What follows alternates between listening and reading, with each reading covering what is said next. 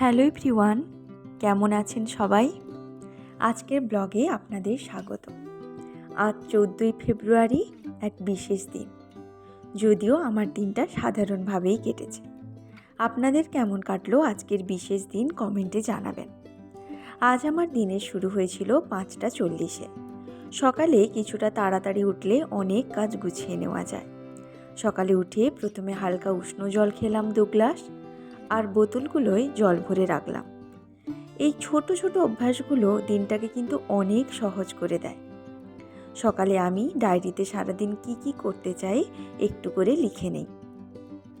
নিজেকে অনেকটা গোছানো লাগে সারাদিন।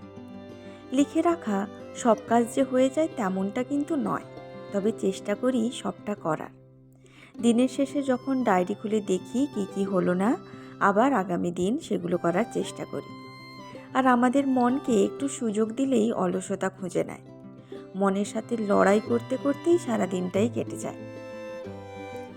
এরপর রান্নাঘরে পড়ে থাকা বাসনগুলো পরিষ্কার করে ধুয়ে রাখলাম। সাথে সাথে সিঙ্কটাও একটু পরিষ্কার করে নিলাম।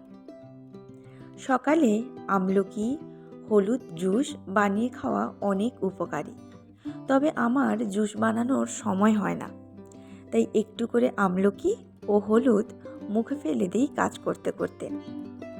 বাকি আমলকিগুলো পাতলা করে কেটে নুন মাখিয়ে নিলাম। এবার এটাকে রোদে দিয়ে দিব। এই সময়টা আমলকির আমদানি বেশি হয়। আমলকি প্রতিদিন খাওয়া বেশ ভালো, ভিটামিন সি কিন্তু ভরপুর। আজ সকালের খাবারে আর রুটি বানালাম না, খুব সাধারণভাবে আলুর পরোটা বানিয়ে নিলাম। আলু সেদ্ধ করে নিলাম, তারপর কাঁচা পেঁয়াজ কুচি, লঙ্কা কুচি, লবণ, ধনে গুঁড়ো দিয়ে মেখে নিলাম। যেমন আলু মাখা আমরা খাই ঠিক তেমনই। এবার আগে থেকে বানিয়ে নেওয়া আটার লেচিগুলোর মধ্যে এইভাবে আলুর পুর ভরে মুখটা বন্ধ করে নিলাম। সবগুলো এইভাবে আলুর পুরে ভরে রাখলাম। এরপর একটু হালকা হাতে বেলে নেব। খুব সামান্য তেল দিয়ে পরোটা ভেজে নিলাম। আরও স্পাইসি করা যায়, তবে সকালের খাবারে খুবই সাধারণভাবে বানিয়ে নিলাম। সকালের খাবার বানানোর পর বাড়ির অন্যান্য কাজ করার পরে এলাম দুপুরের রান্নার দিকে।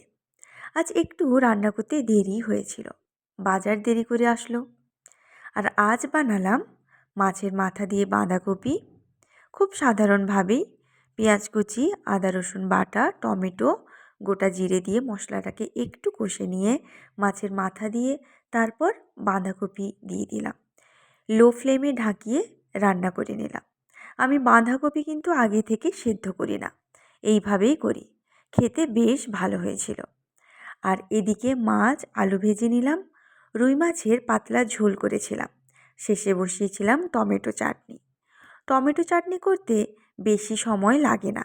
একটু 5 ফোড়ন, শুকনো লঙ্কা, তারপর টমেটো দিয়ে নুন গুড় এইসব দিয়ে লো ফ্লেমে করলে কয়েক মিনিটে রেডি হয়ে যায়। আজকের ব্লগে এতটুকুই শেয়ার করে নিলাম আপনাদের সাথে। কেমন লাগলো ব্লগটা কমেন্টে অবশ্যই জানাবেন। আপনাদের বিশেষ দিনটি কেমন কাটলো? আমার অন্যান্য দিনের মতো প্রতিদিনের রুটিন অনুযায়ী দিনটা কাটলো।